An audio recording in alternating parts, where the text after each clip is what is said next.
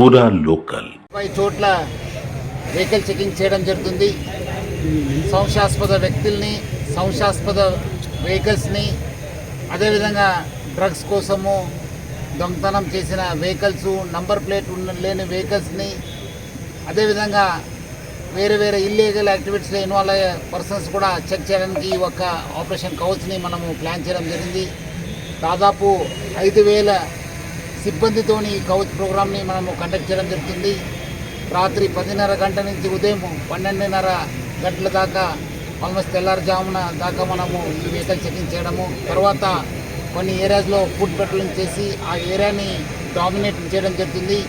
ఈరోజు నేను అక్కడ మన టోలీ చెక్ చేసి ఇక్కడ మన కిరణ్ నేతృత్వంలో గుల్జార్ హౌస్, చారిత్రాత్మక గుల్జార్ హౌస్ దగ్గర వెహికల్ చెకింగ్ చేస్తున్న ప్రదేశాన్ని నేను చెక్ చేయడం జరిగింది.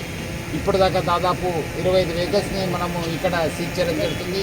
అదేవిధంగా వేరే దగ్గర కూడా కొంతమందిని మనము చెక్ చేయడం జరిగింది. కొన్ని వెహికల్స్ కూడా డీటెయిల్ చేయడం జరిగింది. ప్రజలందరూ కూడా ఈ ఒక వెహికల్ చెకింగ్ చేస్తున్న సమయంలో మా సిబ్బందికి కోఆపరేట్ చేయాలని చెప్పి నేను ప్రజలందరూ కూడా మరీ కోరుతున్నాను. మీ యొక్క భద్రత మా బాధ్యత అని చెప్పి నేను చెప్పగలుగుతున్నాను.